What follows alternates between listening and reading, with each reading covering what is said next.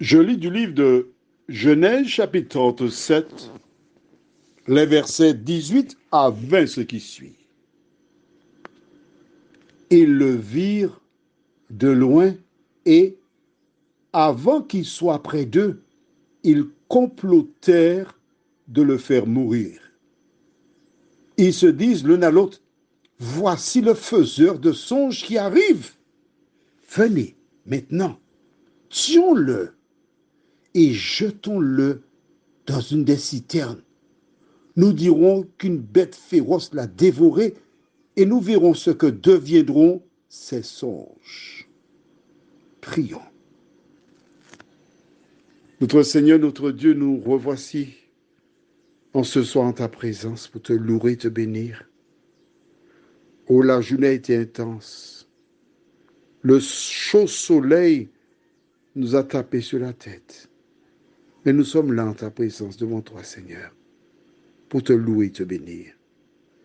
Merci de nous aider à comprendre ta parole, à saisir les messages que nous devons retenir et que le Saint-Esprit les scelle dans nos cœurs, au nom de Jésus pour ta gloire éternelle. Amen. Alors, la Bible déclare que ils le virent de loin. Et avant qu'ils n'arrivent près d'eux, ils ont commencé à comploter. Il existe un proverbe aux Antilles qui dit, je cite, ouvrez les guillemets, complot nègre, c'est complot chien. Les chiens sont des traites. En français, le complot des Noirs, c'est le complot des chiens sont des traites. Voici Joseph qui est envoyé vers ses frères par son père, avec une mission précise de la part de son père. S'enquérir des nouvelles de ses frères. Et pendant qu'il vient apporter le réconfort, pendant qu'il vient apporter des nouvelles de son père et transmettre à ce dernier les nouvelles les concernant, qu'est-ce qui se passe? Ces hommes le voient au loin et décident de faire quoi? De le tuer, un, de le jeter dans une citerne, deux, et de dire que c'est un animal féroce qui l'a tué. Vois-tu, lorsque tu commences à faire un péché, le diable te fait faire d'autres péchés les uns après les autres. C'est comme des dominos. Mais est-ce que tu as noté avec moi la fin du verset 20? Que dire-t-il? Et nous verrons ce que deviendront ces songes. Il a dit qu'il va régner sur nous, qu'on va se prosterner devant lui, et bien on va l'anéantir pour que cela ne se réalise pas.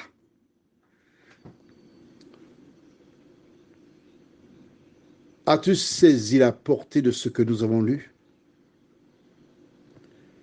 Dans la Bible, il existe deux récits qui sont presque similaires. Presque, je dis bien. Lorsque Dieu dit à Abraham de lui offrir son fils en sacrifice, à travers cela, Dieu veut montrer à la race humaine la souffrance quand Jésus doit mourir pour sauver les hommes du péché. Mais il y a quelque chose que tu n'avais jamais peut-être vu. C'est que ce récit de la Bible illustre l'histoire de la race humaine. Mais oui, nous dirons que Jacob ou Israël ou le Père est une image de Dieu qui envoie son fils Jésus de Nazareth vers ses frères, les humains, pour apporter des nouvelles. Et que se passe-t-il? Les humains cherchent à tuer Jésus, le sauveur du monde. Avais-tu pensé à ça comme ça? Non. Que penses-tu? Mais note bien que la raison pour laquelle ils veulent tuer Joseph, c'est à cause des songes. Regarde bien avec moi, au départ. Verset 19. Ils se dirent l'un à l'autre, voici quoi? Le faiseur de songes qui arrive. Voici comment ils l'ont identifié. Celui qui fait des songes. Et nous sommes là à venir nous prosterner devant lui. Cela fait un moment que ça somnolait en eux. Mais ils ne pouvaient rien faire parce que Joseph était à la maison, papa était là.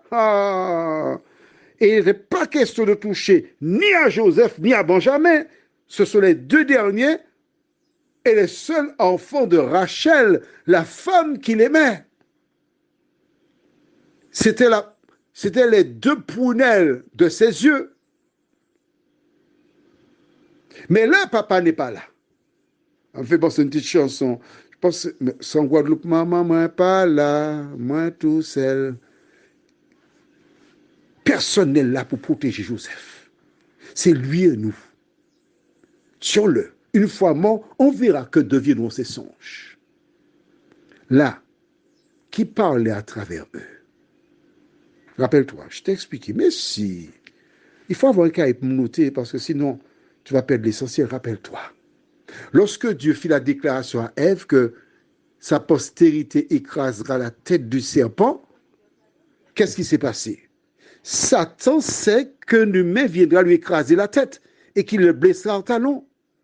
Et comme dans les rêves qu'il a eu Joseph, il déclare qu'il a vu qu'on venait se prosterner devant lui, dans sa tête, c'est lui le Messie. C'est lui qui vient écraser sa tête. Alors Satan va utiliser les frères de Joseph pour se débarrasser de Joseph, afin que le plan de Dieu ne se réalise pas. Tu es membre de parti politique. Et ce sont les membres de ton parti politique qui cherchent des éléments pour te détruire. Parce qu'ils veulent quelqu'un d'autre. Tu es membre d'une communauté religieuse. Et ce sont les membres de ton église qui cherchent à te détruire, qui rapportent ta vie à l'extérieur vers des personnes qui ne partagent pas ta foi. Et ces mêmes personnes, sourire sur les lèvres, viennent t'embrasser, te dire « Bonjour ma sœur, miam miam, bonjour mon frère, comment vas-tu? Ah, je t'aime tellement. » Mais il y a une confusion entre je t'aime et je te hais tellement. Toi qui m'écoutes ce soir, je ne te demande pas le nombre de personnes que tu as tuées avec ta langue, avec tes yeux, en rapportant des commérages et autres. Ce n'est pas important pour moi. Ce qui est important pour toi, c'est de te positionner pour savoir qui t'anime.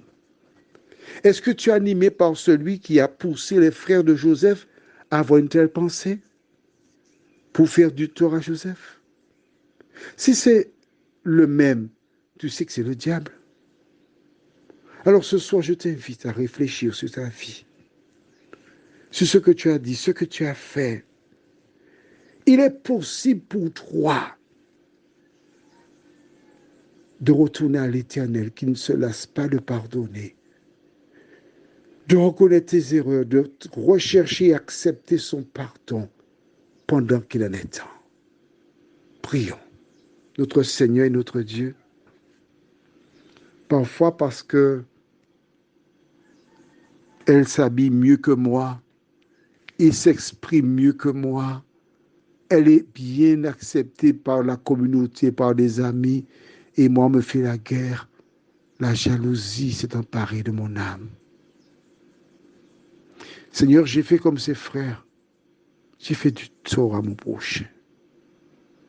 J'ai détruit des vies, Seigneur. Oh, je reconnais mon erreur, mon Dieu. Merci de m'avoir éclairé, de m'aider par ta grâce à développer l'amour véritable à l'endroit de tous, quelles que soient les circonstances. Et que nous soyons en paix avec toi, Seigneur. Merci pour ta parole. Je t'ai prié, non pas parce que je suis digne, mais c'est au nom de Jésus. et pour ta gloire éternelle. Amen. Je te souhaite une bonne nuit et que l'Éternel continue de te diriger dans de verts pâturages. À demain, si Dieu nous prête vie.